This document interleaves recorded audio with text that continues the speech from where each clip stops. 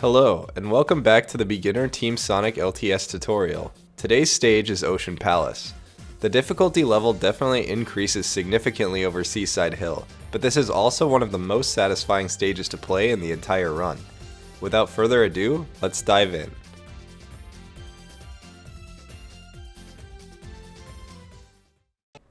Right as you load in the stage, make sure you're not holding any direction on the control stick. Only start moving right before landing on the ground. This will give you enough space to comfortably charge a double rocket accel without any issues. Continue along the path until you reach this ramp.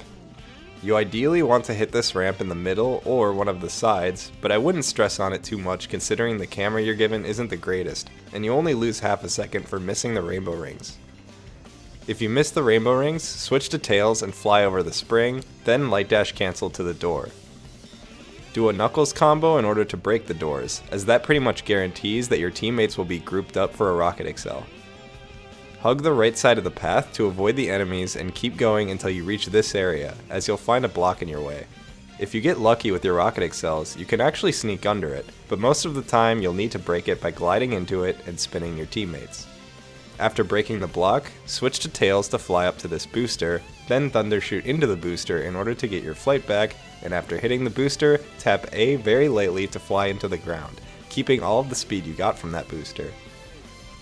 Proceed on the path normally until you get to this fan. You can choose to either take this fan as Knuckles, or Tails, being the faster option. Break the block by spinning your teammates as Knuckles to reveal a hidden spring.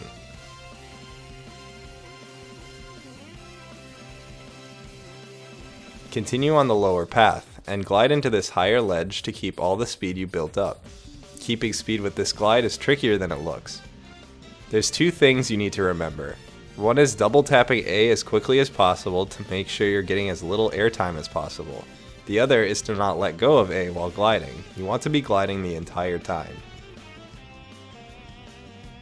After reaching the higher ledge, make your way to this wall and jump into it as Sonic. Doing so will give you a significant amount of height to make it to the higher ground. You don't need an insane amount of speed to get this wall bounce, just a kick and a jump will be enough. Continue along the path and break the door using a knuckles combo. Charge up a double rocket accel followed by a mid-air kick to cross the gap. If you're not feeling confident in your mid-air kick timing, I recommend giving yourself more space to get your inputs out easier. Light dash your way to the middle of this ramp so you can hit these rainbow rings. After landing on the ground, do a slope jump to get a bunch of height to quickly make it up to the ledge. Tricky strat coming up. Start gliding when you're near this fan, keep gliding, and start turning when you reach the second fan. One thing I like to do is turn the camera with the L trigger when I'm between the first and second fan to give myself a better camera angle to avoid the pillar that's in your way. Keep in mind that this strat only saves a second over the normal route with a light dash cancel, so it is by no means a necessity. Not too much to talk about during this next section, just follow the path like you see on screen. If you've seen clip comps of this game, you might have seen people get absolutely destroyed by this ramp. If you have too much speed, you'll get this weird outcome where Sonic gets bounced up by the ramp, which looks very silly. If you press B on the same frame you hit the ramp, you will die. The ramp doesn't actually extend all the way to the sides, so sometimes you can die from that. So yeah, just be careful and remember that you're playing Sonic Heroes.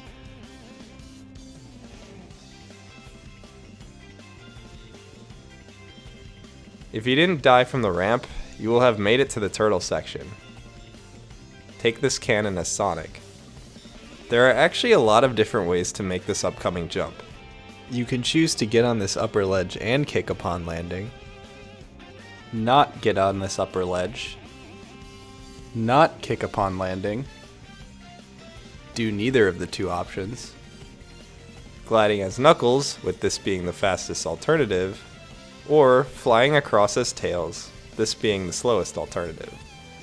Find whatever strat suits you best, as they're all pretty equally fast. After landing on the ledge, jump up to the broken pillar and do a mid-air kick to land on the turtle's back. I recommend you aim for this part on the turtle, and kicking immediately upon landing, as if you land too far back, Sonic will start moonwalking and fall in the water. Jump off the turtle's back and do a homing attack cancel on this enemy to quickly make your way to the ramp. The way you do a homing attack cancel is by pressing B while homing attacking. And with that, you've passed all the scary parts of the turtle section. Just hit these ramps and you will have cleared the stage's biggest hurdle.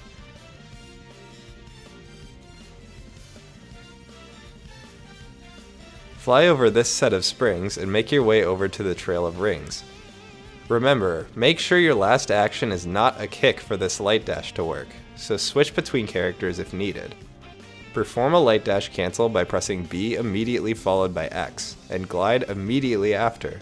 It is pretty rare, but you can get a glide over this entire area. No one really understands how it works, it just kinda happens sometimes. Most of the time you'll land right against this wall, so just switch to tails to get over the ledge. Perform another light dash cancel to get under the block. One neat strat you can do is intentionally bump into this palm tree, which conveniently adjusts your facing angle to right where you want to go. With that out of the way, hit this spring as Knuckles and glide your way up the fans. You want to avoid bumping into the walls like this, as you will lose a lot of your forward speed, so hold neutral stick for a little bit when going up the first fan.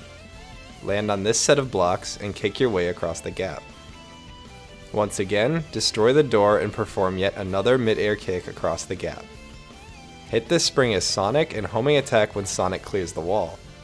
Land on the ledge on the left and do a tornado right against this block. Doing so will cancel the tornado animation and give you the extra height you need to land on the top of the block. From up here, just do a mid-air kick and jump to get in homing attack range to hit the spring. You've made it to the last stretch, which really isn't much of a challenge, despite this section being a lot of people's nightmare as a kid. The rubber banding on the first rock is really dangerous, so just keep holding down right before landing and do nothing else. If you speed up, the rock will catch up to you and you will most likely die. The rubber banding on the other set of rocks is a lot more lenient, so you can feel free to go as fast as you can. Take every turn as tight as you can, and only kick when going downhill or right before a speed pad, and bam, you will have reached the goal ring.